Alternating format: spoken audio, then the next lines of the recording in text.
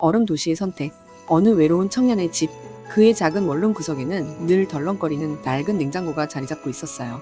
이 냉장고의 냉동실 안쪽 구석에는 오랫동안 아무도 건드리지 않은 곳이 있었죠. 그곳에는 시간이 흐르며 쌓인 성에 속에 보이지 않는 작은 세계가 형성되어 있었어요. 그곳은 프로스트 왕국. 눈에 보이지 않는 미세한 생명체들이 살아가는 도시였어요.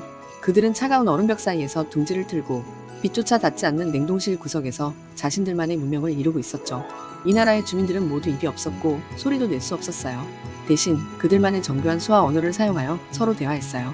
손촉수 같은 기관의 움직임이 곧 말이었고 그 섬세한 표현력으로 모든 생각을 전했어요. 어느 날 프로스트 왕국의 왕은 신하들을 불러 모으고 생각을 전했어요. 이제 우리 왕국을 이끌어갈 중요한 직책을 맡길 신하를 구하고자 한다. 너희는 가장 뛰어난 인재를 찾아오너라. 그때 한 신하가 손을 흔들며 생각을 전했어요. 그의 이름은 글레이시입니다.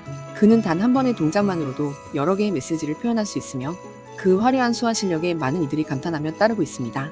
왕국에서 수화를 가장 능숙하게 구사하는 인물이라 해도 과언이 아닙니다. 왕은 그 의견을 받아들이고 얼음 마을 곳곳을 수소문하며 길을 나섰어요. 그러던 중 한적한 얼음 골목에서 수상한 광경이 눈에 들어왔어요. 글레이시는 얼음 벽의 일부를 조심스럽게 깎아내더니 작은 조각들을 가죽 주머니에 담고 있었어요. 그리곤 잠시 후 두세 명의 마을 주민이 몰래 다가와 그에게 무언가를 건넸어요. 왕은 눈살을 찌푸리며 생각을 전달했어요. 저 얼음은 왕국을 지탱하는 중요한 자원이다. 그런데 그는 몰래 그것을 팔고 있군. 신하들 사이에서 잠시 침묵이 흘렀어요. 그러자 한 신하가 조심스럽게 손을 흔들며 생각을 전달했어요. 전하, 사실 얼마 전 글레이시가 한 가지 제안을 했습니다. 냉동실 최상단의 얼음층을 잘 활용하면 더 효율적으로 열기를 차단하여 왕국의 온도를 일정하게 유지할 수 있다고 했습니다. 왕은 눈을 가늘게 뜨고 되물었어요. 그래서 그 방법을 적용해 본 결과는?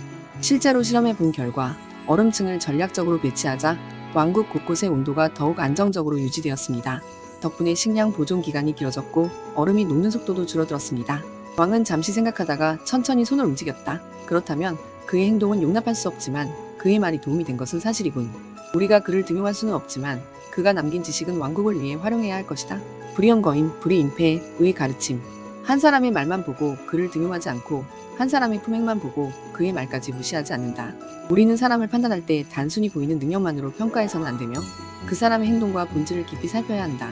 또한 미운 사람이 하더라도 옳은 말이라면 받아들일 줄 아는 열린 태도를 가져야 한다. 에필로그. 그 후 몇 년이 지나 청년은 냉장고 청소를 하다가 냉동실 구석에 쌓인 성에를 긁어내버렸어요. 그 순간 미세한 프로스트 왕국은 흔적도 없이 사라졌죠. 하지만 그들의 교훈은 차가운 얼음이 녹아도 영원히 남아 있었어요.